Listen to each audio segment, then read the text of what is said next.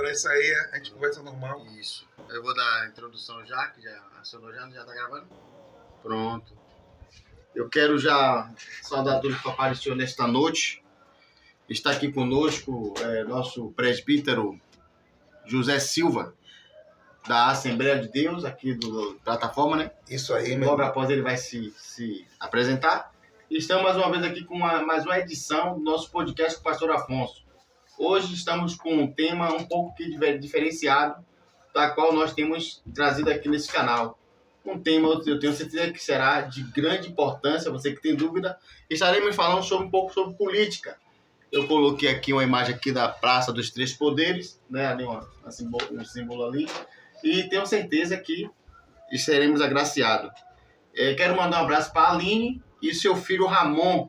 Um abraço a todos. E eu vou passar a palavra para o nosso presbítero José Silva. Gente, foi luta para trazer esse homem aqui, viu? Mas eu consegui, em nome de Jesus. Amém, meu irmão Afonso. Quero, desde já, né? Saudar a todos aí com uma boa noite. É um tema um pouco polêmico que nós vamos abordar, mas serve um pouco para esclarecer que se tem uma coisa e nós precisamos é de esclarecimento agora nesses últimos dias. Com certeza. Tem muitas coisas acontecendo no nosso meio. Quando você me fez a proposta, né?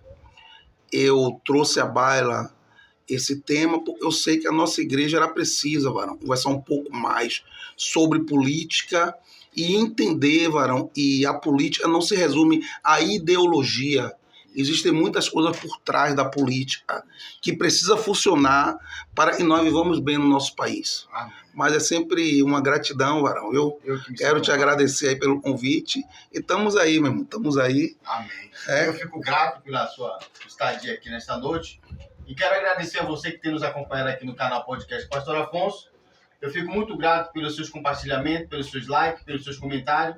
Continue orando por esse projeto, porque o meu coração nesta noite está ansioso. Eu quero aprender um pouco sobre política. Já vou lançar uma pergunta. Presbítero José Silva, política. O que é política?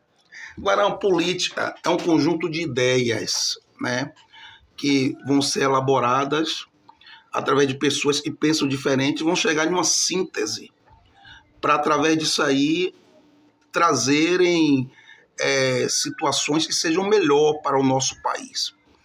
Só que, hoje em dia, varão, o debate político ele tem sido eliminado. Não existe mais um debate político. De propostas? De proposta, de ideias. Por exemplo, eu posso ter uma ideia sobre o bairro que nós moramos, você pode ter outra. Isso. A política é essa divergência de ideias, por isso que a democracia exige essa divergência, para nós chegarmos a um senso comum. Só, infelizmente, o nosso meio, principalmente o meio evangélico, se pautou em umas ideologias e elimina esse debate de ideias. Não precisa mais eu ter uma ideia. Eu posso trazer aí algo, por exemplo, sobre o pânico moral. Pânico moral é um conceito, varão, de um sociólogo inglês chamado Cohen, né? Stanley Cohen. Nos anos 70, ele trouxe um estudo muito importante na época, falando sobre o pânico moral. Para a gente chegar onde eu quero, primeiro eu quero falar sobre esse rapaz, é um estudo muito importante. Sim. O que é pânico moral? Ele diz assim, pânico moral é quando se escolhe alguém, algo, ou um determinado grupo, e surgem ideias desses grupos como se fosse ameaçar, como se esses grupos, esse alguém ou essa pessoa, fosse uma ameaça ao bem comum, ao bem social. Então eles começam a trabalhar criando um pânico na sociedade. Eu vou lhe dar um exemplo muito claro sobre isso. Estamos agora na campanha eleitoral nos Estados Unidos da América. Sim, Trump. E teve 2 pastores evangélicos conversando comigo na eleição passada, na campanha da eleição de 2020, entre Donald Trump e Joe Biden. Ele me disse assim, os 2 pastores: rapaz, nós precisamos orar, porque se Biden ganhar, o comunismo vai tomar conta do mundo. Então começou a circular essas ideias, né, através das redes sociais. Isso. Então, aí vários pastores, 2 conversou isso comigo. Assim mesmo, se Biden ganhar, o comunismo vai tomar conta do mundo. Passou-se 4 anos, varão. Biden ganhou, vai ter outra eleição, o comunismo não tomou conta do mundo.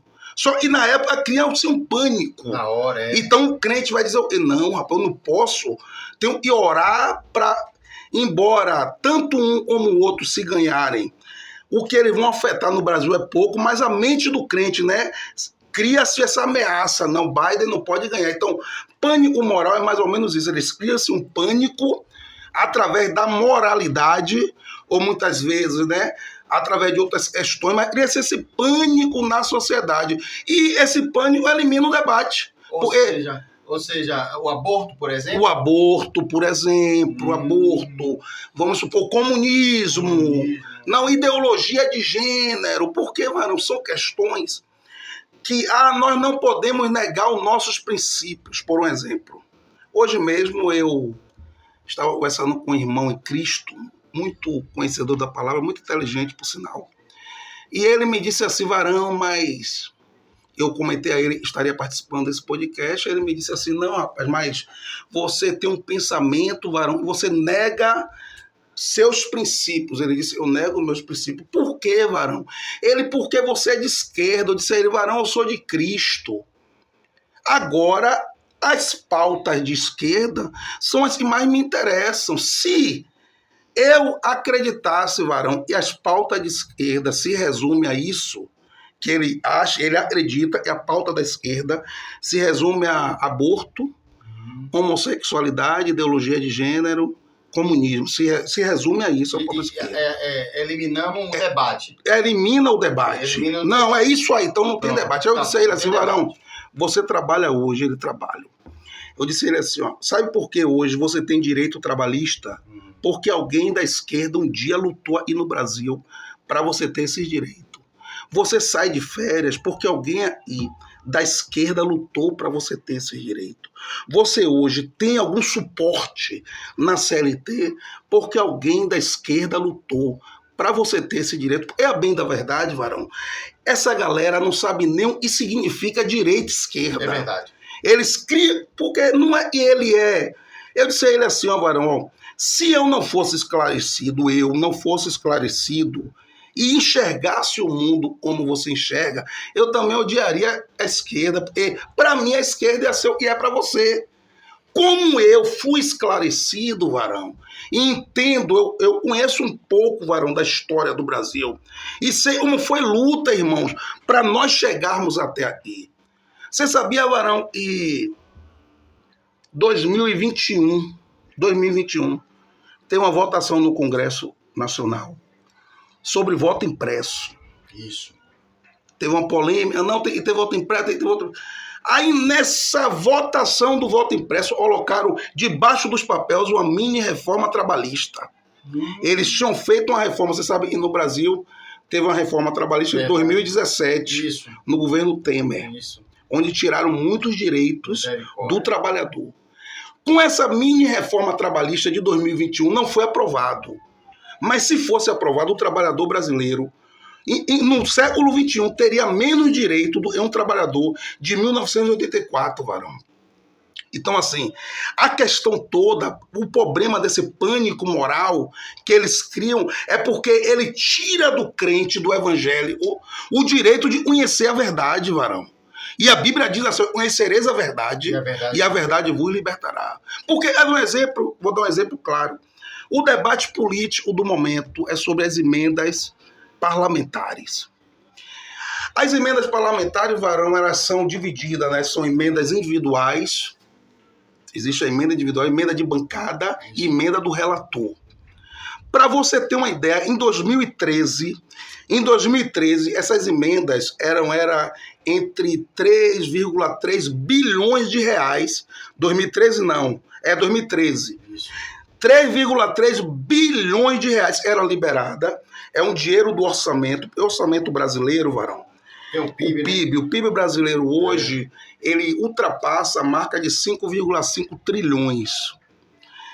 E desses 5,5 trilhões existem as despesas obrigatórias, que são os valores que tem que ser gasto pelo executivo independente de governo, sendo de direita, sendo de esquerda, até se você botar um robô, se você não tiver, tem que ser pago.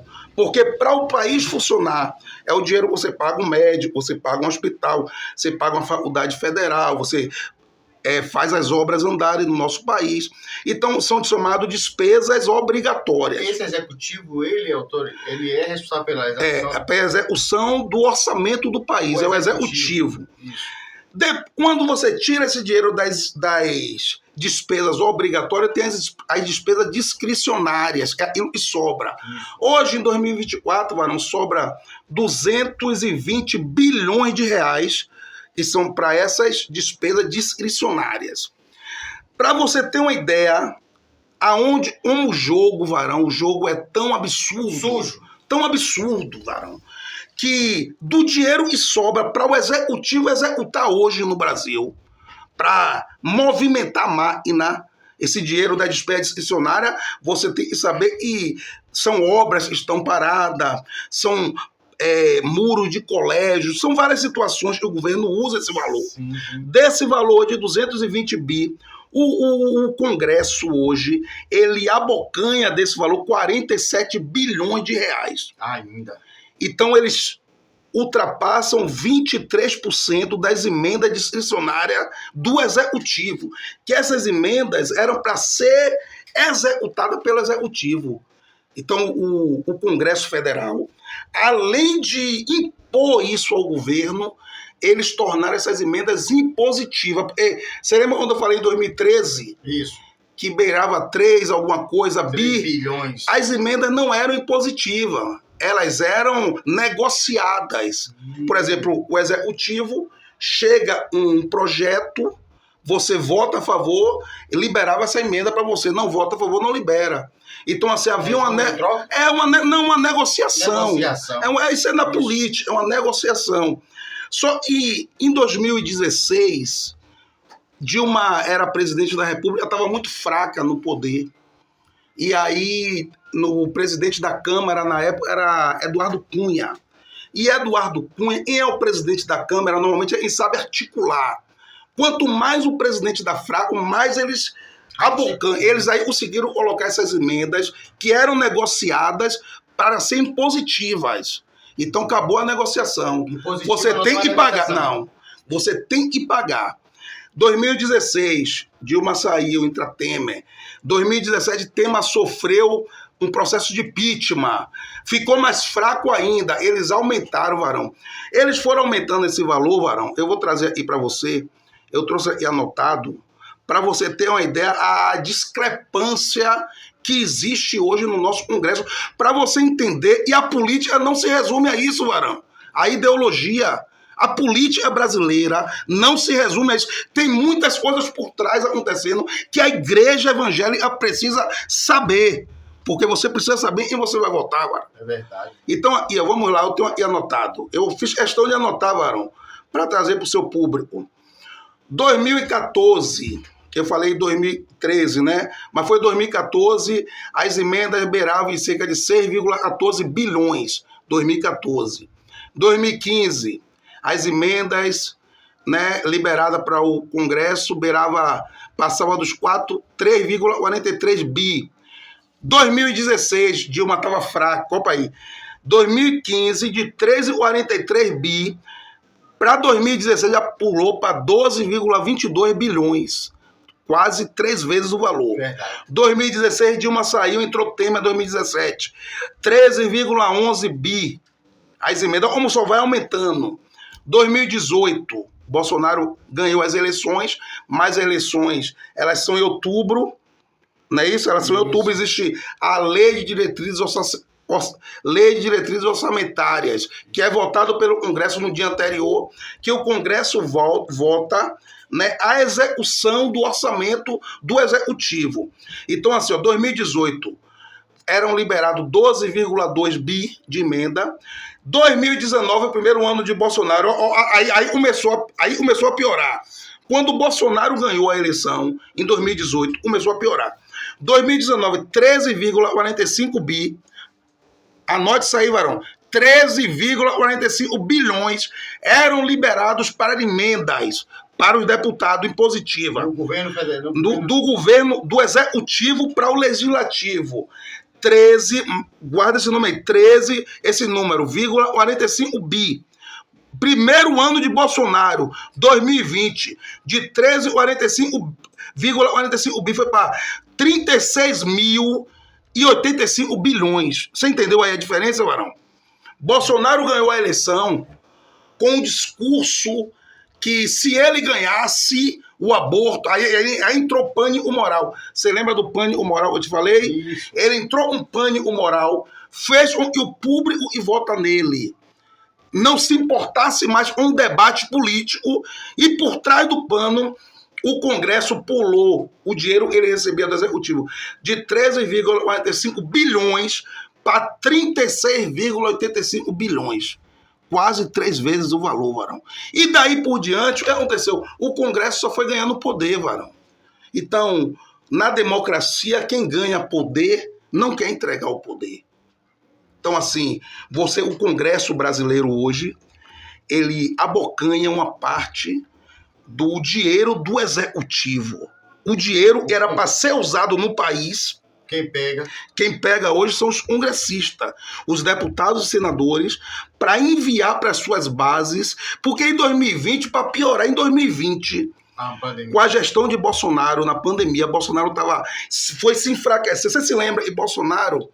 Eu nunca votei em Bolsonaro, Varão. A nossa igreja, eu sei que apoia, né, cegamente. Eu nunca votei em Bolsonaro. Por quê? Primeiro, eu acompanho política, eu gosto. Eu, às vezes, estou em casa ouvindo um debate político, velho.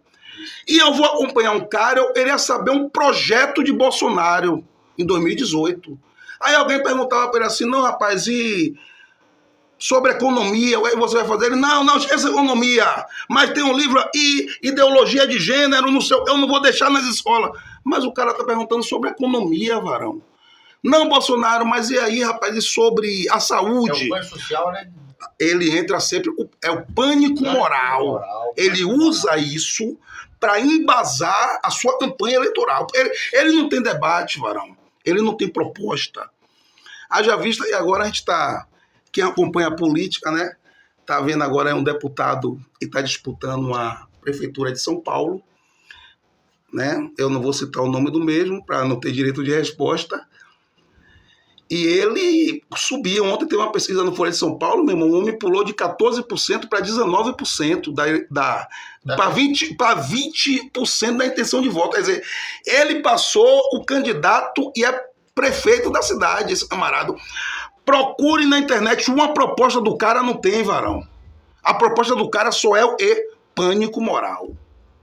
Entendeu a situação? Porque ele sabe isso dá voto. Então, assim, o povo de São Paulo hoje vai assistir um debate. Aí eu fui assistir um debate, uma candidata perguntou a esse candidato, mas qual é a proposta que você tem para isso? Ele disse assim, Varão, eu vou lhe responder no meu Instagram. Veja só, o cara vai para um debate e diz que vai responder uma proposta de uma candidata no Instagram dele.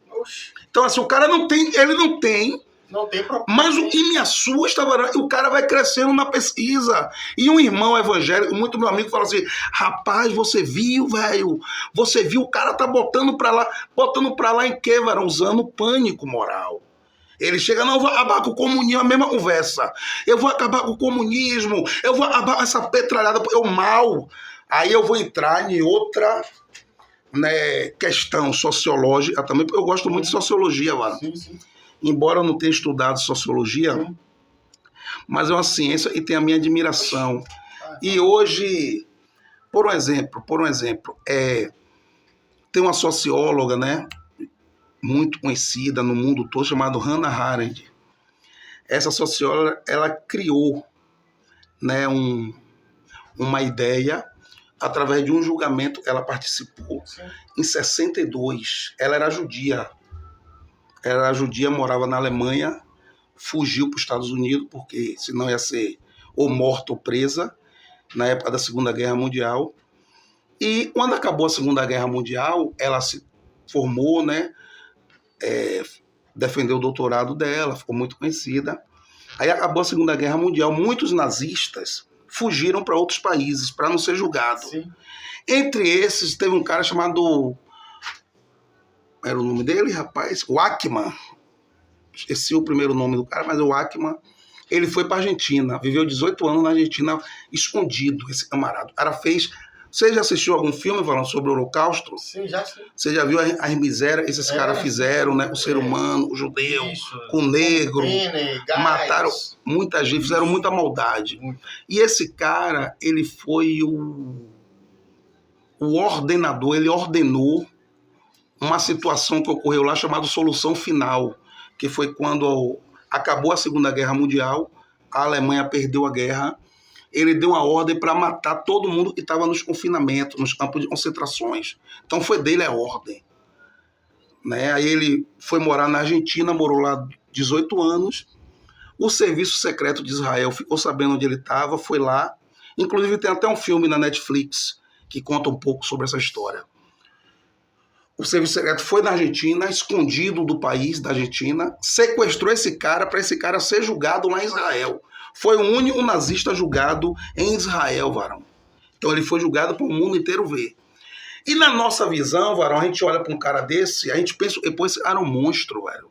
Correto? Isso. Não, um cara, varão, dá uma ordem para matar, varão, tantas crianças, mulheres grávidas. Então esse cara é um monstro, a gente pensa isso, né? Só que Hannah Arendt, quando foi ver, ela foi acompanhar o julgamento. Ela disse que não viu o cara como um monstro, velho. Ela não via, ela via ele como um ser humano normal, que assimilou uma ideia de alguém, e aí ela deu o conceito de banalidade do mal. Você já ouviu falar sobre esse conceito? Não. Vamos falar um pouco sobre ele aqui, para o seu público conhecer. O que é a banalidade do mal, varão? Ela trouxe esse conceito, né? E você vai chegar, vai entender por que ela falou isso. Porque ela disse assim, ó, e embora, varão, realmente foi muitas maldades que esses caras fizeram. Mas isso aí é o pensamento da socióloga, né? Não, ela trouxe esse conceito, mas é real, existe. Sim. Existe a banalidade do mal. Isso. É quando a pessoa banaliza o mal. Tipo assim, por exemplo, eu vou chegar lá, você vai entender. Adolf Hitler, ele dominava a comunicação na época que ele era o presidente da Alemanha. Sim. E uma das formas que ele usou para incentivar os alemães a ter ódio dos judeus, ele dizia todo dia que judeu era rato. Então ele dizia de manhã, judeu é rato, de tarde, judeu é rato, judeu, de noite, estimulando o ódio. Judeu é rato. Só que a pessoa via isso, varão, durante meses, de manhã, de tarde, de noite. De manhã, de tarde, de noite. As pessoas acabavam acreditando que o judeu de fato era rato. Então ele desumanizava o judeu e transformava em um rato. Seja sincero. Se o rato entrar aqui agora em sua casa e a gente matar ele, você vai ter pena dele? Negativo. Se ele ficar mancando, você vai ter dó dele, varão? Então as pessoas começaram a ter essa concepção que o judeu era um mal. Então isso chama banalidade do mal. Seja sincero. Eleição de 2022. Quantas vezes você viu o Bolsonaro dizer assim, ó, essa luta é a luta do bem contra o mal. Essa luta é a luta do bem contra o mal. Aí o público dele não ouve outras coisas. Não ouve outro lado, não ouve jornal, se fecha na sua bolha. Dia a dia, né? Se fecha na sua bolha, então o cara tá dizendo todo dia, não, rapaz, o outro lado é o mal. É a luta do bem contra o mal. Aí no outro dia é a luta do bem, aí no outro dia é a luta. Aí o ser humano, e é normal que tá do lado de cá, ele acaba acreditando que o outro lado é o mal, varão. Só que o outro lado não é o mal, tem ali um ser humano, irmão. Por exemplo, vem cá, varão. A representatividade do mal é o diabo. Isso. Você tem pena do diabo? Quem tem pena do diabo? Ninguém, porque é a representatividade do mal. Quando você torna esse mal um ser humano, quem está do outro lado não vai ter pena do ser humano. Por isso você vê esse ódio, essa guerra. E não, mano. Porque existe esse conceito real da banalidade do mal. E vivemos isso no nosso dia a dia. Eu chegar para algum grupo e denegrir a sua imagem sem não, varão. Sem você dar. E o pior não era nem o grupo. O pior era entre famílias, varão. Famílias. Eu vi famílias sendo divididas por causa desse conceito. Porque uma família pensou, não, ele é um mal. Varão, se eu fosse um candidato, nós estamos em eleição em Salvador, eu sou um candidato a vereador, você é um candidato a vereador. Você não é o mal, Varão. Você é meu adversário político, velho. É verdade. Amanhã a gente pode estar junto, não existe isso.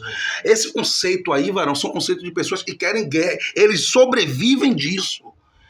Como Hitler usou a banalidade do mal para exterminar os judeus, esse cara usou a banalidade do mal aqui no Brasil. Até porque, como eu vou vencer meu adversário? Falando bem? É isso aí. Como eu vou vencer meu adversário, politicamente falando? Nenhum debate, elogiando a obra dele? Não, na realidade, na política, você vence mostrando melhores propostas. A ideia da política é essa. Na democracia. Aí ele não. A ideia dele é acabar com você. Isso. A ideia, esse conceito é esse, exterminar com você. Por exemplo, Varão, ao ponto de hoje no nosso meio evangélico, tem igrejas que você não é mais crente. Se você não pensar que o outro lado é o mal. Entendeu? Não, o PT é o mal, Varão. Tem que voltar, então. Porque senão você... Eu ouvi pastores, amigos, homens, né? Eu tinha muita admiração no púlpito da igreja, Varão. E na época de 2022 ele disse assim, ó, e nós deveríamos ter cuidado com o nosso voto, porque poderíamos perder a nossa salvação, Varão. Então, assim, por quê? Porque na ideia deles, olha aí onde eu quero chegar, na ideia deles, se você votar, não, tu está votando no mal. A banalidade do mal. Então, assim, esses caras não conseguem enxergar e o outro lado é um lado político, velho. Por exemplo, o outro lado ganhou. Lula ganhou a eleição. Seja sincero, fechou alguma igreja em 2023? Prendeu algum pastor em 2023? Teve a perseguição, eles falaram que ia ter em 2023? Eles disseram, o outro lado é o mal, não pode ganhar. Então o cara chegou no púlpito da igreja uma vez e disse, e eu ouvi, Varão, eu vi com meus ouvidos, ele disse que você tem que ter cuidado com o seu voto, porque você pode perder a sua salvação. Porém, Paulo diz no livro de Efésios, capítulo 2, que a salvação vem pela graça. E isso não vem de vós, é um dom de Deus. Aí eu gosto de ler, Varão. Eu sou muito curioso. Eu vou ler. Eu digo, rapaz, se o voto salva, então Paulo está mentindo. Só que Paulo, Varão, está sendo repetido aí há mais de 2000 anos. Esses caras chegaram com essa ideia agora. Eu vou deixar de acreditar em alguém que está falando aí há 2000 anos. Com certeza. Para acreditar nesses caras que estão falando isso aí agora.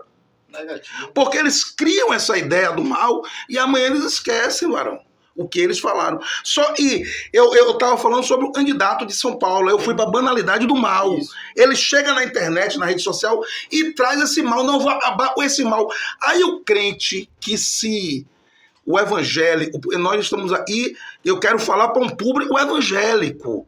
Eu quero falar para o público, né, do mesmo segmento que eu sou. Dizer para ele que não é um mal pensar. O cara que pensa diferente do que muitos pastores pensam não é um mal, Varão. Ele não é um mal. São seres humanos. Seres humanos e Deus amou de tal maneira assim como amou todos nós que pensamos dessa forma. Porque o mal não é essas pessoas. Paulo disse que a nossa luta não é contra a carne e o sangue, mas contra quem? As hostes espirituais da maldade. Aí vem um cara político e diz para a igreja, é a luta da igreja contra o cara, que o cara é o mal. E a igreja deixa de acreditar em Paulo para acreditar no que o político está falando. Varão. Isso é triste, profeta. Isso é triste porque você vê que a igreja está fragilizada e a igreja brasileira precisa voltar a ler os bereanos. Deixa eu ver se isso está escrito mesmo aqui. Deixa eu compreender se é assim mesmo. Não está dizendo isso aqui, não. Você está entendendo, Varão? É uma geração que gosta de ser manipulada. Jesus, Varão.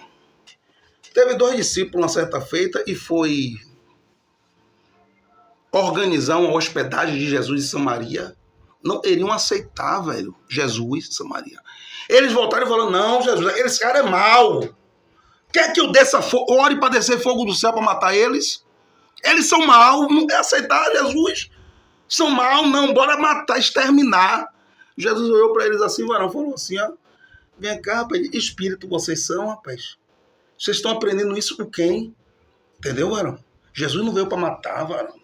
Agora, presbítero José Silva, Pronto, meu amado. algumas verdades têm que ser ditas diante disso tudo, né? Aproveitar essa oportunidade.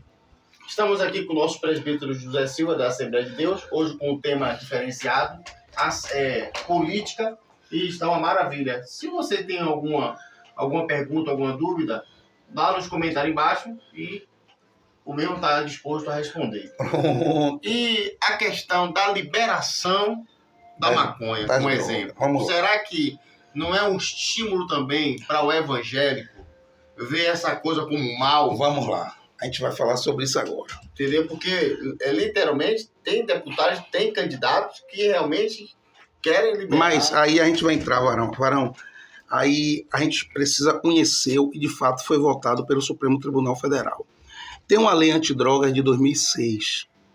Essa lei antidroga de 2006, ela não determina a quantidade que é tráfico ou que é consumo. Essa quantidade ficava a cargo da autoridade policial judiciária. Então teve uma pesquisa, eu não sei qual foi a faculdade que fez essa pesquisa, mas foi citada no julgamento por Alexandre de Moraes. Sim. Eles pegaram 2.000 casos de tráfico de drogas para analisar, para pesquisar. O que foi? Eles descobriram, varão, que quando era o preto pobre da periferia, pessoas como eu e você, 25% de grama era considerado tráfico.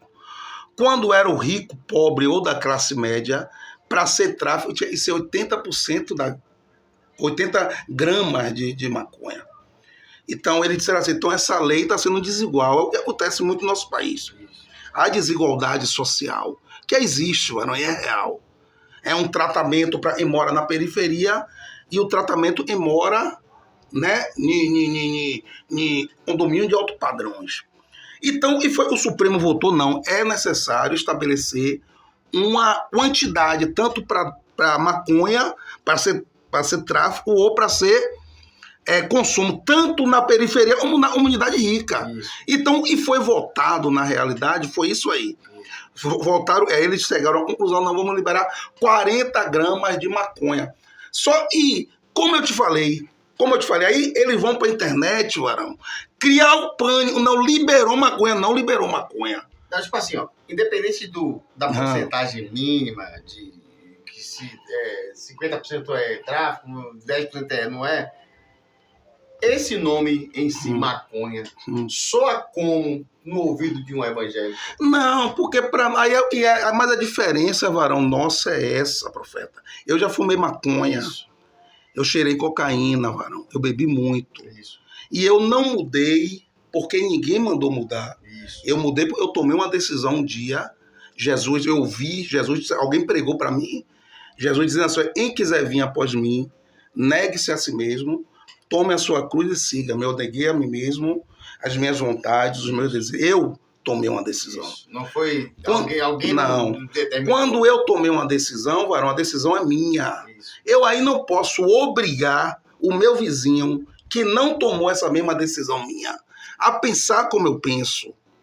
Eu vou pregar para ele e me pregaram. Ó, varão, o meu vizinho, a Bíblia diz, rapaz, e Jesus disse assim, quem quiser vir por mim, negue-se a si mesmo, tome a sua cruz e siga. Mas se o vizinho não tomar a decisão que eu tomei, eu não posso obrigar ele, varão, a deixar o que ele usa.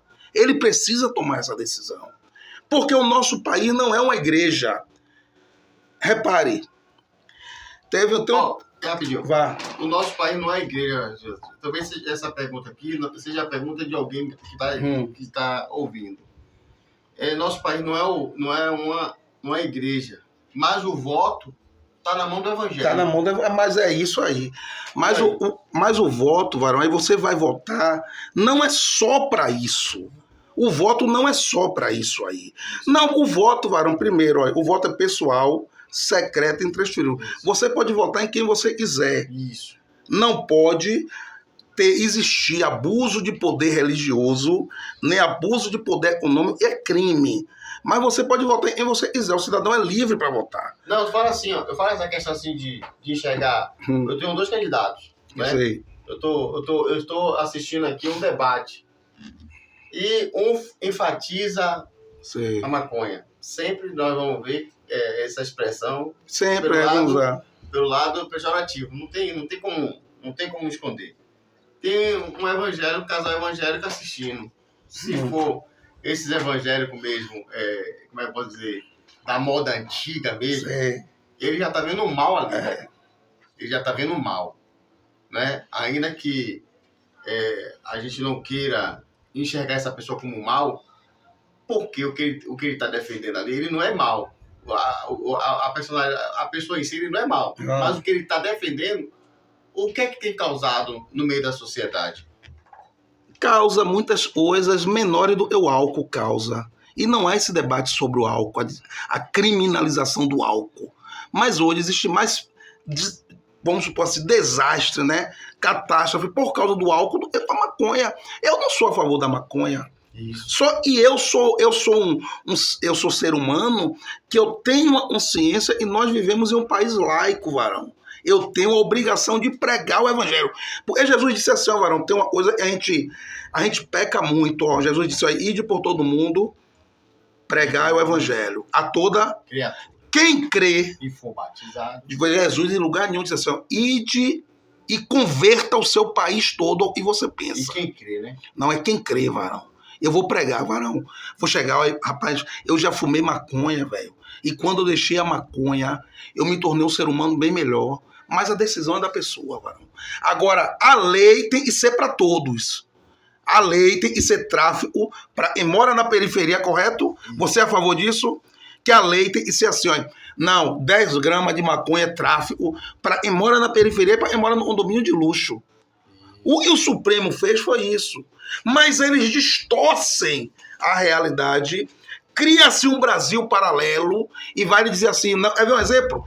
Vamos lá, outro exemplo. Foi focando eles criam nessa injustiça. E você não ouve isso em lugar nenhum, Foi focado nessa injustiça que estava acontecendo. Porque nós não ouvimos. Eu escuto o outro lado.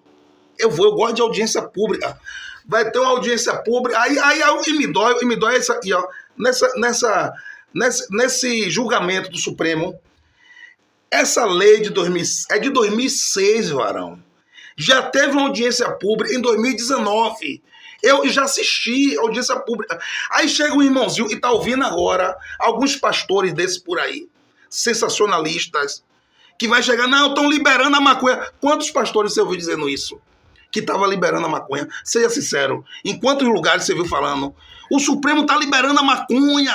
O Supremo está liberando. E não está liberando, eles estavam querendo reverter, varão. É o nosso país, varão, existe a injustiça social. Existe a desigualdade social. Então eles estavam tratando aquela situação ali. Não. Aí a galera não acompanha o julgamento. A galera acompanha e sai nos cortes. E os caras mentem porque isso lhe dá respaldo, vai lhe dar voz. Tem pessoas que ouvem, varão. Tem pessoas que querem ouvir, eles estão falando. Eles acreditam nisso, entendeu? Mas se um dia eles se esclarecerem, esses caras perdem, como eu posso dizer assim, eles vão perder o público. A credibilidade. O público.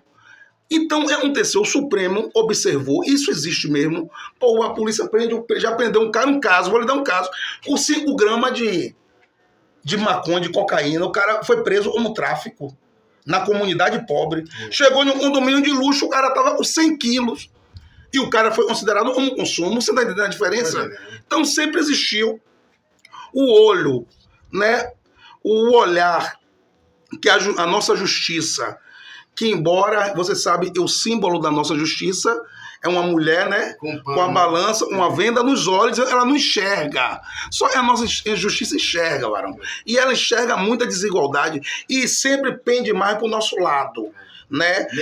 Negro pobre da periferia, varão. Então, assim, não tem vez. Se você vai hoje nos presídios, ver quem está condenado por tráfico, se é os brancos que estão lá. Você vai ver mais pobre, preto da periferia. Às vezes o brancão, que é rico, milionário, que comanda tudo, nunca foi preso. Deixa eu dar uma reforçada aqui. Pronto. Então o tema quando se trata de maconha, é referente a... Desse julgamento foi referente à injustiça social.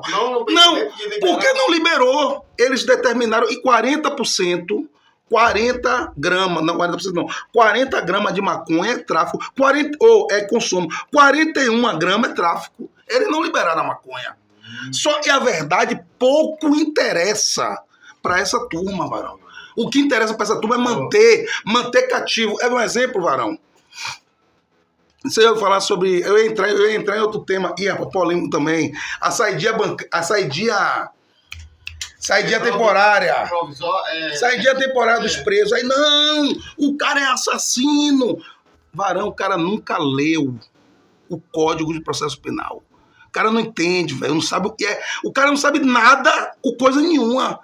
Porque o crimes hediondos, Varão, não entra, né, nesse critério de diminuição de pena, nesse processo o cara vai tendo de sair à noite, ou sair de dia para trabalhar, voltar para casa. São pessoas, essas pessoas que são beneficiadas com a saidinha temporária, são presos, Varão, e já estão nesse regime, entendeu? Nesse regime semiaberto. Presos e matou alguém, não sai. Aí tem um dado, é muito interessante nós falarmos sobre saidinha bancária ou saidinha temporária, porque tem muita gente que é contra. Beleza, você pode ser contra, você pode ser a favor. Eu mesmo sou a favor, Varão. Eu sou a favor da ressocialização. Eu acho que muita gente que foi preso ali merece uma chance, uma oportunidade. 95% das pessoas que saem na saidinha temporária voltam para... 95% voltam para a cadeia, Varão. 95% cumpre direitinho, 5% não vota. Aí você entra numa polêmica dessa muito grande, você vai penalizar 95% do detento por causa de 5% que não vota. Você acha isso é justo, Varão? Seja sincero. Você acha isso é justo? Rapaz, seria bom você perguntar à mãe que perdeu um filho ou um esposo para um cara que... Tudo bem, mas só... E tem pessoas lá, e não foi... Você se lembra, eu te falei, Varão, crimes hediondos, o cara que matou, ele não entra nessa regressão de pena. O cara foi preso por crimes hediondos, eles não entram nessa progressão de pena.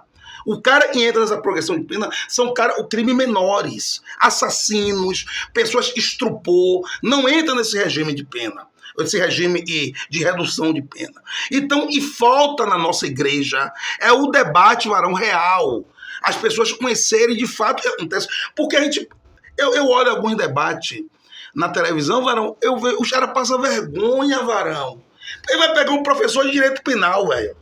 Aí o cara vai chegar lá, não, porque o preso que matou... Poxa, o cara é professor de direito penal, o cara conhece de jurisprudência, Varão. Ô, presbítero, em relação à igreja, eu gosto muito de falar assim, não generalize. Tem pessoas dentro da igreja que tem, mas hoje 80%, a nossa igreja, infelizmente, se associou ao bolsonarismo. Infelizmente, a nossa igreja hoje está associada ao bolsonarismo. Ao ponto de alguém chegou para mim e falou assim, rapaz, você me convidou para vir, e outro irmão me convidou para ir em um podcast dele. Não entre nesse debate, não, Varão, é ruim, passou imagem na igreja. Ao ponto de você ter esse cuidado, Varão, ao ponto de um presbítero chegou para mim e falou assim recentemente, não, José, eu votei em Lula. Mas ele não tem coragem de se declarar na igreja e vota em Lula. Outra coisa... Porque a nossa igreja tomou partido, Varão, aí é real. A nossa igreja, infelizmente, a igreja evangélica brasileira tomou partido. E se Martinho Lutero ficasse sem querer entrar em assuntos teológicos? Não, vou mais longe ainda. Martin Luther King. Não, Martin Luther King, ele foi lutar contra a segregação racial nos Estados Unidos da América. Segregação racial... Martin Luther King. Você sabe, e nos Estados Unidos, depois que eles aboliram a escravidão, teve um deputado lá chamado Laclau que estabeleceu a segregação, né? Sim. Então, tinha um espaço, um ambiente menor para os negros, um ambiente maior para os brancos. Era um negócio humilhante, Varão. Chegava em um restaurante, tinha um banheiro muito bonito para o branco e um banheiro todo acabado para o preto. Então eles queriam dizer no subconsciente do preto, do cara negro, que ele não é igual. Ele é diferente. E aí um pastor, por causa de uma mulher chamada Rosa Parker, uma situação de um ônibus. O ônibus era assim, ó. Tinha um lugar do branco e um lugar do preto, velho. E se o lugar do branco tivesse vazio, você preto não podia sentar não, irmão. Não, você tem que ir em pé no seu lugar lá atrás. E essa mulher sentou, varão. Subiu alguém branco, não, tem que descer, ela não vou descer não. Rosa Parker é o nome dela, evangélica. Tem que descer, não vai, foi presa. Aí a partir daí começou a luta de Martin Luther King contra esse sistema. É um filme, não? Tem um filme chamado Selma. E tem um livro muito... É baseado nessa história. E tem um livro muito bom, varão, dele, são as Cartas de Birmingham, que é uma carta quando ele estava preso, que é um livro, ele conta muito da sua biografia, e nessa carta ele fala, varão, da igreja. É a igreja americana, a igreja sulista. Por exemplo, a igreja sulista do sul, a igreja não aderiu ao fim da segregação, não. Ela continuou fazendo a segregação. A igreja é belíssima. Aí nessa carta de Birmingham, essa carta, ele estava preso, ele escreveu. Ele diz assim, rapaz, eu viajo. Ele disse, varão, palavra de Martin Luther King Jr. Eu viajo do Alabama ao Mississippi. Vejo prédios magníficos, varão. Igrejas estupendas, lindas, varão. Lindas, coisas lindas de se ver. E eu me pergunto, que povo frequenta esses lugares? E que Deus eles adoram para eles viverem bem com a segregação, varão? Imagine, dentro da igreja evangélica dos Estados Unidos da América existia um lugar para branco e uma igreja e o preto não podia entrar. E Martin Luther King falou, que Deus é esse? Porque Deus, é incabível você pensar em Deus segregador. Um Deus que divide. Você tá entendendo, varão? Então, assim, ele foi preso por isso, um pastor. E ele disse assim, mas ele veio o avô dele era pastor, o pai pastor. Ele disse assim, eu amo a igreja. Eu amo a igreja. Mas eu não posso lhe dizer essas verdades. Sabe por quê, varão? Porque a igreja sempre foi constituída por Cristo. Que a igreja foi constituída por Cristo. Ele chegou em Cesareia de Filipe e disse assim, sobre essa pedra eu edificarei a minha igreja. Existe a igreja de Cristo, varão. Mas existem igrejas e não são de Cristo. Então por aí não são de Cristo. E Martin Luther King ele fala sobre isso. Ele diz assim, eu amo a igreja de Cristo. Porque é incabível você colocar no sentimento de uma igreja coisas que você pensa, varão. Por exemplo, eu não imaginei que eu ia ver em um culto um pastor num púlpito fazer sinal de arma. Eu nunca imaginei isso. Eu estava participando de uma escola bíblica outro dia desse e o irmão disse, e Deus levanta homens políticos para defender a igreja. A igreja de Cristo precisa de defensor, varão. Pera aí, profeta, que igreja é essa que você está... Porque o salmista disse assim, se não fosse o Senhor e te defendesse, os seus inimigos já teriam te engolidos vivo. Aí o irmão vai me dizer, e um político, um homem normal, vai defender a igreja só se for a sua. Eu disse a ele, só se for a sua. E a de muitos pastores, para a de Cristo, não. Não, varão, mas levanta, porque a gente estava estudando, vai falar uma coisa, a gente estava estudando no texto de Esther. No texto de Esther, Mardoqueu diz assim, Esther, se você não tomar uma providência, Deus vai criar outra maneira para nos livrar. Quem vai livrar é Deus, varão, não é Esther. Deus vai te usar, porque Deus te usa. Mas se você não quiser, ele levanta outro, varão. Aí vem um homem, como eu vi um apresentador de programa, querendo ganhar voto da igreja, eu vou defender a igreja, A igreja de Cristo precisa de defensor, varão. Então, como é que a igreja sobrevive hoje na China, varão? Que é proibido você carregar uma Bíblia debaixo do braço. Como é que a igreja sobrevive hoje nos países muçulmanos, varão? Nos países elas são perseguidas, a igreja está lá. Cada dia crescendo mais, sem ter representante político, varão. Nós temos representantes políticos? Temos. Eu sou a favor. Mas esse salafrário, e não é crente, que vem para a igreja só para pedir voto, eu sou totalmente contra. E sou totalmente contra dar púlpito a esses políticos que vêm de fora. Agora, claro, você é crente, eu sou crente, evangélico. Não, Zé, tem uma irmã ali evangélica. Eu vou votar na irmã. Claro. Vou votar. Isso. Mas essa galera de fora... Isso. Aí a gente teve uma deputada que defendia a família. Não, vou defender a família. Matou o marido lá no Rio de Janeiro, uma deputada federal. Isso. Aí, por exemplo, o tal do Jair Bolsonaro mesmo. Não, eu vou defender sua família. O cara já casou 3 vezes, varão.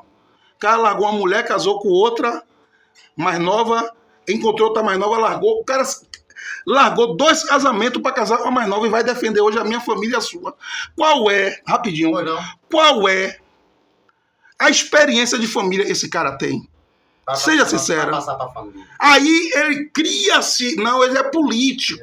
Ele vai falar o que te agrada. Claro. Mas aí eu vou pensar. Aí o que eu vou pensar? Eu vou pensar na proposta. Qual é a proposta que ele tem? Isso. Porque no exemplo ele não tem. Isso. Aí Lula, um exemplo, vou dar agora. Lula vai destruir sua família. Lula casou 3 vezes. Quando a primeira esposa morreu, ele casou de novo com Marisa Letícia. Quando Marisa Letícia morreu, ele casou de novo. Essa daí, o Janja, ele tá casado agora. E é o cara que vai destruir sua família. Aí o cara, e vai defender, largou 2 esposas para casar com a mais nova. Você tá entendendo, varão? E discrepância, que na realidade não tem lógica. Aí o evangelho, essa semana eu tive uma oportunidade... Você sempre teve essa visão esquerdista? Não, varão, não é visão esquerdista. Na realidade, eu observo hoje assim, ó, a luta da esquerda no Brasil hoje é a que mais me incentiva. É a luta da esquerda. Claro que você vai chegar, não, Zé, mas tem essa questão de homossexualidade, varão, eu sou contra a homossexualidade. Eu sou contra. Mas como eu te falei, se eu pregar o evangelho para o homossexual e ele não se converter, eu não posso obrigar ele a mudar. Eu tenho que continuar orando por ele e acreditando que Deus tem uma obra para fazer na vida dele. Isso. Mas eu não posso obrigar, porque daqui a pouco, varão, do jeito que vai ter crente com uma arma na mão. Igual os muçulmanos faz, obrigando as pessoas a serem evangélicas. E o evangelho não é isso, varão. Voltando para... o irmão queria que o irmão defendesse a igreja, né? Como é? O defensor da igreja... Essa questão de defensor da igreja, não sei se o senhor é bem provável que você é sabido disso. Constantino. Houve-se havia ali um quarto, né? Isso. Houve-se assim um herege chamado Ário, duvidando da deidade de Cristo. E as questões eclesiásticas que tinha que resolver eram os bispos. Mas a aliança do bispo com o Constantino, que era o imperador, ou seja, era o chefe de Estado. Chefe de Estado, era o presidente da época. Presidente da época. O bispo veio de resolver a questão internamente, passou a situação para Constantino, abrindo brecha para o presidente entrar nas questões eclesiásticas. E deu no que deu. Entrou muitas mazelas no meio evangélico, muitas ideologias de Constantino. Porque se uniu ao Estado, né, varão? Se uniu ao Estado. É um perigo, é a união da igreja. A igreja, na verdade, ela se aproveitou do movimento. Nós hoje somos uma grande maioria no país. Será que a gente não transfere nessa época de política? É porque mudar, varão. Não é um perigo a gente transferir o que é para Deus cuidar. É isso aí, é o perigo. De um vereador, é um perigo. Porque quem muda a nação é Deus. Isso. Se você for estudar a história da igreja, você vai ver cidades inteiras que mudou a lógica de pensamento através de Deus. A Bíblia diz que não é por força nem por violência, varão. Então, assim, foram homens, por exemplo, tem uma cidade, se eu não me engano, era Glasgow, não sei, parece que era Glasgow na Inglaterra. O cara chegou lá, era tomar uma pinga, alguma coisa para beber de cachaça, e não vendia mais na cidade. E ele foi perguntar a alguém falou assim, rapaz, porque há muito tempo atrás passou um homem chamado John Wesley. Isso. E Deus, através da vida dele, transformou a cultura da cidade. Então, existem relatos, varão, na história da igreja, de cidades inteiras que mudaram a lógica de pensar por causa do evangelho, não a força. O evangelho não é a força, varão. Jesus disse assim, rapaz, se puxarem de ti a capa... Também a túnica. Entendeu, varão? Então, o reino de Deus... Aí é uma confusão muito grande. Você vê que quando eles vão defender essa questão, eles têm que usar Daniel, José. Eles não pegam um exemplo do Novo Testamento. E uma é a relação de Deus com o povo de Israel, outra é a relação de Deus com a igreja, por exemplo. Vou dar exemplo para você, isso não é muito ensinado no nosso meio, não. Se for heresia, você pode puxar minha camisa. Olha só. Deus diz assim, ó, Deuteronômio, né? Se me obedecer, se ouvir a minha voz, eu vou te abençoar, onde pisares eu vou pisar. Se me obedecer, você vai ser. Se me obedecer, ninguém vai te ferir.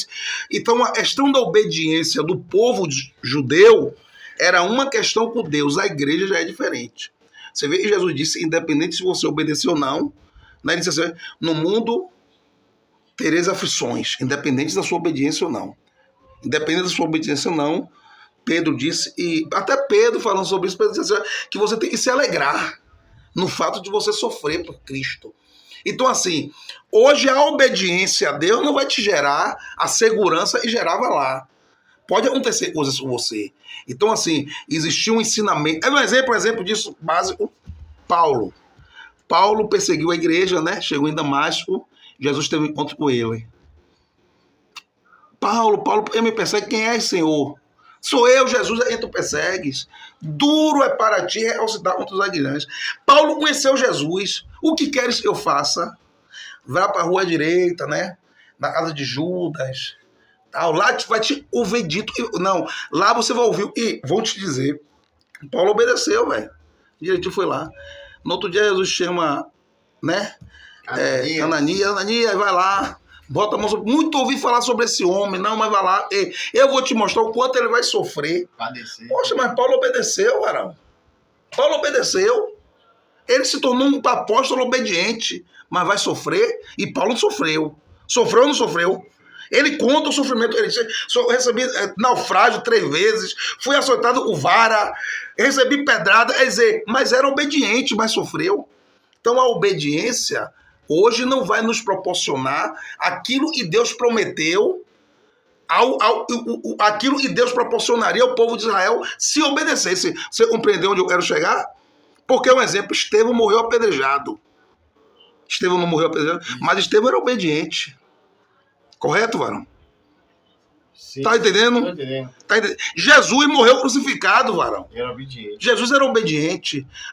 Então, assim, há uma distorção tão grande nesses ensinamentos que o irmão chegou para mim outro dia, eu rodava atrás, ele rodava atrás, ele, não, varão, eu sou fiel a Deus, eu dou o dízimo, eu vou para a igreja, tal.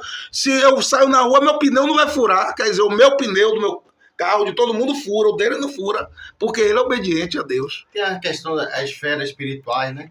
Existe, mas só e se chover, molha tanto o justo quanto o injusto. Correto, varão? Se fizer sol, vai queimar tanto a mim quanto a você. Só e a relação de Deus, varão, hoje, com a igreja é diferente. Por quê? Porque João escreveu assim, ó, ele veio para o que era seu, mas os seus não receberam. Mas a todos quanto receberam, deu-lhes o poder de ser chamado Filho de Deus. Pronto. Filho de Deus. Então você obedeceu, creu, acreditou, você se transforma filho. Paulo disse que ele não nos deu espírito de temor, para estarmos outra vez presos à escravidão. Isso. Antes nos deu espírito de filho. Filho, sim. Pelo qual clamamos Abba, Pai. Isso. Então, assim, nós hoje somos filhos de Deus. Aleluia. Correto, profeta? Glória. Davi foi um homem segundo o coração de Deus. Mas em lugar nenhum você vê Deus chamando Davi de filho, velho. Abraão foi amigo de Deus, mas você não vê Deus chamando Abraão de filho. Moisés foi um homem, né? Isso. Muito profeta, muito, mas você não vê. Deus conversava com Moisés face a face, mas me mostra um texto onde Deus chama Moisés de filho. É verdade. E Deus te chama de filho, varão. Glória. Então, assim, o privilégio que você tem, que eu tenho, eles não tiveram. De ter esse relacionamento íntimo. Porque eles, para ter um relacionamento com Deus, tinham que esperar 1 ano, varão. Você lembra? Um exemplo. Eu vi até um pastor falar sobre isso, eu me lembrei agora, Jonas. Aí, ó, como era a relação do Antigo Testamento com Deus, como era a relação do povo de Israel com Deus e como é a nossa relação hoje. Jonas é um exemplo disso. Na hora que veio, Jonas estava escondido, desobedeceu, veio aquela tempestade, Isso. Né? Os caras foi lá, foi certo, não, velho. Alguém aí desobedeceu o seu Deus, velho. Jonas falou, não, foi eu, velho. Desobedeci. Então joga lá. Jogou lá, não foi isso? Foi. O mar cessou, porque a desobediência levou aquilo. Isso. Correto, varão? Isso. Só que Jesus contou a parábola de um fariseu e publicano. O publicano fariseu foi orar, o fariseu obedecia mais do que mandava a lei. Não, senhor, eu jejuo 2 vezes por semana, eu dou dízimo de tudo quanto tenho. Aí o publicano não fazia nada daquilo, era para fazer, varão, mas se arrependeu. Você está entendendo? Senhor, tem misericórdia de mim. Aí Jesus disse que os publicanos, que não fazia nada, não obedecia, saiu justificado, velho. O filho pródigo, pronto. Filho pródigo desobediente. Desobedeceu. Merecia voltar no Antigo Testamento? Não. A relação de Deus com o Antigo Testamento, ele ia sofrer as consequências. Olho por olho, dente por dente. É verdade. Só o relacionamento do pai com o filho é outro, irmão. Você vê, e ele pensou realmente do Antigo Testamento, o filho pródigo, por muitos jornaleiros de meu pai, né, tem abundância de pão. E eu aqui padecendo de fome. Ele pensou, ele ia voltar e ia ser jornaleiro, não ia ser mais filho, não, velho. A mente dele, quando ele levantou, quer dizer, levantar-me-ei e irei ter com meu pai. Mas a ideia dele era, não, eu vou chegar lá, vou ser jornaleiro. Porque os caras têm a mudança de pão. Eu não sou digno de ser chamado, senhor. Aí o pai chegou, quando o outro chegou, o pai falou a ele, esse meu filho, meu irmão, estava morto. Quando o outro filho, o mais velho, chegou, que questionou, Isso. esse meu filho estava morto e reviveu, é dizer, ele estava perdido lá, mas o pai ainda tinha, varão, uma aliança para renovar o compromisso, roupas novas, e ainda tinha uma celebração para ele. Então você que nos ouve hoje e está aí afastado, volte, meu irmão, viu? Porque o pai, o relacionamento que o pai tem com você, não é o mesmo relacionamento que Deus tinha com o povo de Israel, que pecou, errou, não joga no mar, não. Volte, que ele está de braços abertos para te receber de volta. E ainda tem, viu? Um anel novo para fazer, para renovar a aliança com você. E tem uma festa para celebrar com você. Volte hoje, meu irmão, quanto é tempo. Amém. Mas você entendeu que a relação era diferente, varão? A relação do Antigo Testamento de Deus com o povo judeu era um. A relação de hoje, porque antigamente, varão, o judeu não podia entrar no seu quarto para ter um contato com Deus, não. Tinha que esperar o dia, varão, do Yom Kippur, né? O dia aquele dia que o sumo sacerdote ia entrar. Quer dizer, quando Jesus morreu, o véu do templo se rasgou. Aí o escritor aos Hebreus diz assim, ó, que nós hoje temos acesso para um novo e vivo caminho. E o Senhor nos preparou. Pô, varão, então o relacionamento nosso com Deus, embora Davi foi um homem segundo o coração de Deus, mas o nosso é melhor, varão. E se você dobrar o joelho, Deus se faz presente da sua vida. Amém. Mas pode perguntar, eu ia falar algo que você tinha comentado antes. Né? De Lutero? Não, eu ia comentar sobre quando você... Varão, você sempre teve esse pensamento sobre essa questão de esquerda, né? Não, varão, porque eu gosto de história. Não, tipo assim, ó. Hoje eu tô vendo que você passou, tipo assim, ó, parece que tá na minha frente aqui uma pessoa que não tinha essa visão que hoje tem da esquerda. Não, eu sempre gostei de história. Sim. E eu acompanho a história do nosso país. E a história do nosso país, varão, é uma história de luta. O nosso povo preto, pobre, Isso. Nós lutamos muito para ser o que nós somos hoje, entendeu?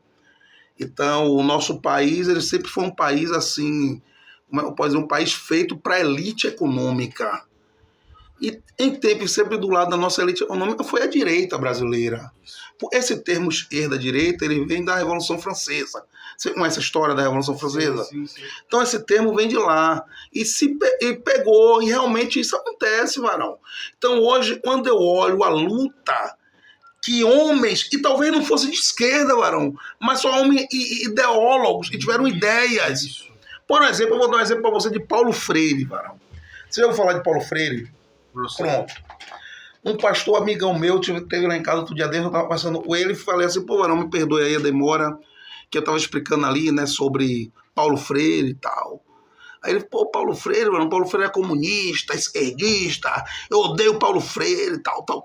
Eu, rapaz, mas você já leu alguma obra de Paulo Freire? Ele falou, não. Então o cara não conhece Paulo Freire. Usaram com ele o pânico moral e a banalidade do mal. Então o cara é mau. Ele é mau, não quero saber dele. Pânico, criou pânico. Então você não pode falar o nome de Paulo Freire em debates evangélicos. Porque para muitas pessoas, não, o cara é mau. Pô, o que foi o cara fez? Eu vou te contar o que foi o cara fez. Se você me perguntar, pô, o cara era de esquerda, varão, ele era um cara ideólogo. Ele queria que todo brasileiro fosse alfabetizado. Se isso é de esquerda, eu sou de... aí é por isso que eu admiro a luta da galera de esquerda. Porque, varão, em 63, 1963, aqui no Brasil, 39% da população brasileira não era alfabetizada. 39% eram analfabetas. E na época só participava do processo político quem era alfabetizado. Então, assim, quem era analfabeto não votava. Paulo Freire, varão, em um dia normal, vendo o filho dele brincar normal assim, ele entendeu, varão, e era mais fácil do filho dele, estava aprendendo mais fácil a falar coisas que ele brincava no dia a dia. Então ele aí começou a ter essa ideia, né? E o cara que é analfabeto adulto, ele pode aprender melhor com as coisas que ele vive no dia a dia, no cotidiano. Aí ele juntou vários professores para elaborar um método de educação diferente para adultos. Na época, ele ia chamar, sabe, um Plano Nacional de Alfabetização.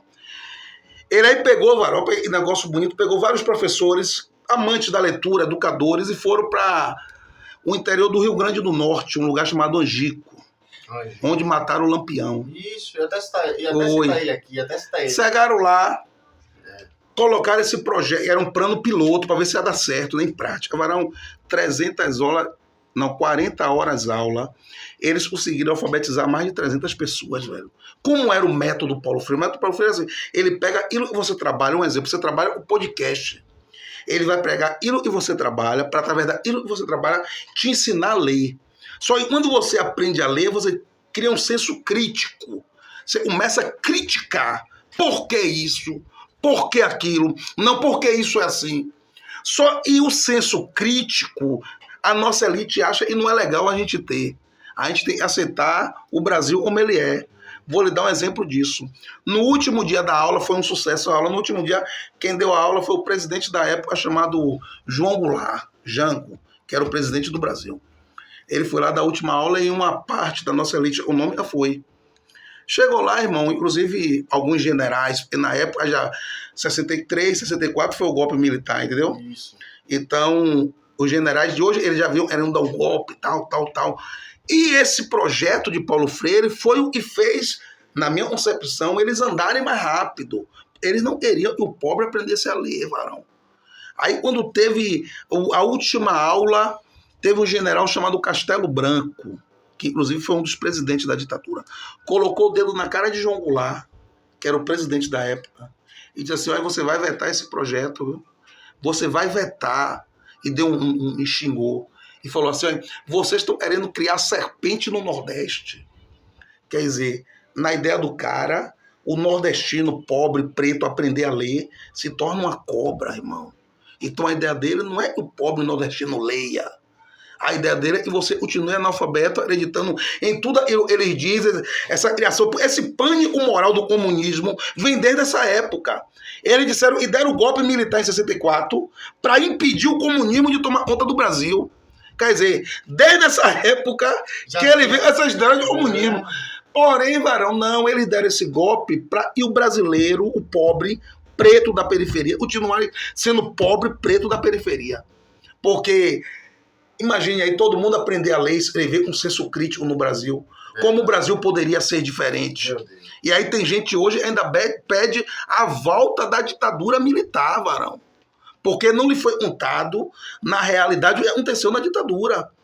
Eu tenho um amigo meu, ele disse assim outro dia, não, Zé, que nada, meu pai viveu na ditadura, rapaz, tinha nada disso aí, só tinha para ele não prestava. O exército na rua, ele não tem noção. Eu digo, varão, não é porque seu pai não participou que não aconteceu. Por exemplo, eu moro aqui em Plataforma, aqui vira e mexe tem uma guerra de tráfico. Isso. Não é onde eu moro, eu não participo. Não vai passar da história. Não, eu não participo, mas eu vou dizer que não aconteceu. É isso. Só porque eu não estou lá, só porque nenhum dos meus foi atingido, eu vou dizer que não aconteceu. Então é tudo mentira. Mas a história, o problema do Brasil, varão, nessa questão da ditadura militar, foi porque não teve um julgamento. Porque os ditadores eram para ser julgados, varão. Quem se aproveitou da ditadura para ficar rico era para ser julgado, varão.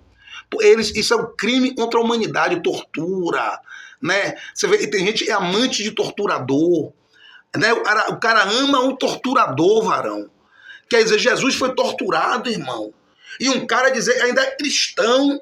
E não, eu tenho um político brasileiro que falou que tem na cabeceira da ama dele um livro de um torturador, e foi Carlos Alberto Brilhante Ustra. Na Argentina, teve uma ditadura na Argentina também, e durou 7 anos. Foi menos tempo do que do Brasil. Porém, lá morreu muito mais gente. E lá teve um julgamento. Os generais lá foram julgados.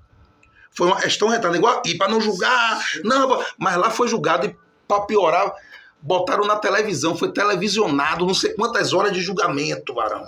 Aí, por exemplo, as pessoas começaram a ver a miséria que a ditadura estava fazendo com as pessoas. Pessoas iam lá e contavam da irmã que sumiu, do filho que desapareceu. Aí um dos personagens principais é um promotor, que ele é assistente do promotor e levantou o caso, né? E ele diz, não, véio, minha mãe é viúva de um militar, ela nunca vai querer depor. Só que a mulher, quando vê a miséria que a ditadura causou no país, a mulher vai lá, mulher de um militar morto, foi lá e depois também, varão. Aí na Argentina teve general e morreu na cadeia.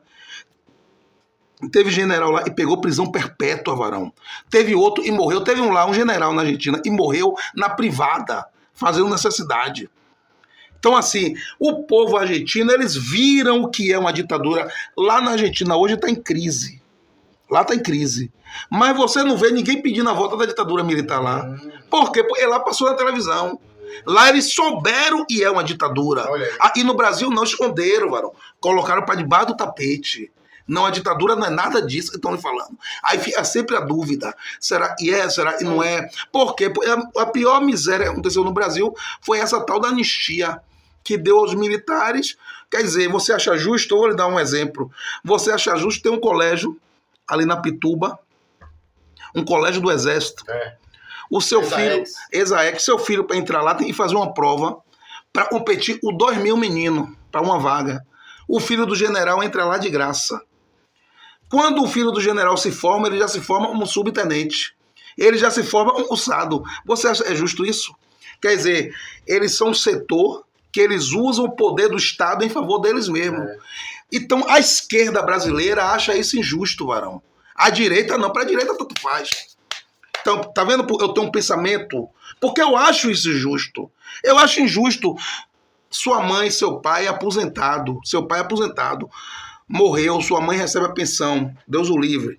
Sua mãe recebe a pensão. Sua mãe morreu, sua irmã não recebe. A filha do general do Exército recebe a vida toda. Você sabe hoje o rombo da Previdência Militar beira 49 bilhões de reais, varão. Por quê? Todo mundo morre, os filhos não recebem mais a pensão. Quando o militar morre, o pai, a mãe, a filha fica recebendo a vida toda. Você acha que é justo isso, varão? Só a direita brasileira acha normal. Para mim não é normal. Quer ver um exemplo? Eu rodando o táxi outro dia, peguei uma juíza aposentada, entrou no meu carro, a gente conversou muito. Eu converso muito, deu pra perceber, né, varão? Eu converso muito. Aí conversa, ela gostou de mim, a gente conversa, ai, meu filho, você viu ela, aquela minha filha? Ela é procuradora federal. Eu peguei ela no Pelourinho e saiu do Olodum. Tô levando ela, uma senhora de 70 anos. É mesmo, velho, procuradora federal, rapaz. Graças a Deus, né? Ela, olha, eu tenho muito orgulho da minha filha. Eu digo, claro, rapaz. Sua filha estudou muito. Pai, a mãe não teria orgulho. Ela e eu tenho mais um filho, é juiz federal. Mora lá em Brasília. Eu é mesmo, senhora, rapaz, glória a Deus. Eu vim cá, e como eu conheço o sistema, agora eu sou um pouco curioso. Eu gosto de conhecer essas questões. Aí eu cheguei para ela e falei, mas tem mais alguém na família da senhora que faz parte do judiciário? Ela disse, eu sou juíza aposentada. Aí eu falei para ela assim, senhora, aí eu já não teria orgulho não dos meus filhos. Não, moço, não, senhora, eu seria honesto para eles. Seria sincero e diria a eles, vocês são e são por causa dos privilégios que vocês tiveram. Mas saibam que 97% da população brasileira não tem esses privilégios que vocês têm. Aí ela me olhou assim, moço, é isso que você pensa do judiciário brasileiro ou não? É isso, e tem mais umas 15 coisas. Se a senhora quiser, eu te digo tudo aqui agora. Ela ficou de mal comigo, varão. Virou pra lá, ó. Não quis mais olhar pro lado de cá, não. Porque você sabia, varão, e tem um Estado no Brasil hoje, porque isso aí depende do Estado. Cada Estado tem o seu Tribunal de Justiça. Tem um Estado no Brasil hoje que é um filho de um juiz chega a ganhar 7 mil reais de bolsa escola. Você sabia disso, varão? Não. Você sabia? E tem um Estado no Brasil hoje, meu filho tem 5 anos, fez 5 anos, quarta-feira agora. Você sabia? E tem um Estado no Brasil hoje, um filho de um promotor porque também é dividido por estado, né? Cada um tem um valor. Um filho de um promotor chega a ganhar R$1.200 de Bolsa Creche. Um filho de um promotor de 5 anos de idade. 1.200 vai aumentando. Então você acha justo isso, Varão? Não. A direita acha isso é normal. A esquerda acha isso é injusto. Eu acho isso é injusto. Eu cheguei numa mesa com alguns amigos meus, evangélicos, tinha 2, e são muito bem de vida, comentei essa situação da juíza, ele olhou para mim e disse, José, mas o que é que o filho dela tem a ver? Que se escute. O que o filho dela tem a ver que foi beneficiado? Eu digo nada. Ele só precisa saber. E ele foi beneficiado, velho. Ele só tem que saber disso. Se tem um sistema que favorece a ele, beleza. Mas ele precisa saber que ele é beneficiado. Porque o filho do cara que ganha 7 mil por mês para estudar, claro que o filho dele vai ter mais acesso do que o seu, Varão. É verdade. Você acha que o filho dele vai estudar no mesmo colégio que seu filho estuda? Negativo. Você acha que o filho dele vai frequentar os mesmos lugares que seu filho frequenta, Varão? Você acha que o filho dele vai falar as mesmas línguas que seu filho fala? Não, eles vão sempre estar melhores. Só que o pensamento da esquerda sempre foi... Eles lutam contra isso, Varão. Então, assim, eu olho essa luta da esquerda, entendo, Varão, que o meu lugar de fala é aqui. Eu sou pobre, Varão. Na realidade, hoje no nosso país não existe algo chamado consciência de classe. É você entender qual é a sua classe, Varão, e entender quem luta por você. Por quê? Eu tenho aqui até no meu celular, eu vi um pastor, não vou falar o nome, deputado federal, muito conhecido, era pregador da Assembleia de Deus. Eu admirava muito o cara, velho. Só o cara entrou pra política, o cara nunca trabalhou na vida, entrou pra política, tem um pensamento da direita. Ele estava no podcast como o senhor. Ele disse, o brasileiro é preguiçoso, rapaz. Ele tem que... Lá nos Estados Unidos, citou outro país, esse foi a Inglaterra, ele citou. Os trabalhadores lá trabalham até a exaustão. E o trabalhador brasileiro trabalha 40 horas semanais, ainda porque tinha um projeto de lei para diminuir a carga horária semanal do trabalhador. Isso. Ele disse, como é que pode diminuir? Tem países aí que o trabalhador trabalha até a exaustão. Quer dizer, na ideia do infeliz, você tem que trabalhar até você cansar, Varão. Você não pode ter folga no domingo e nem no sábado, e nem no feriado.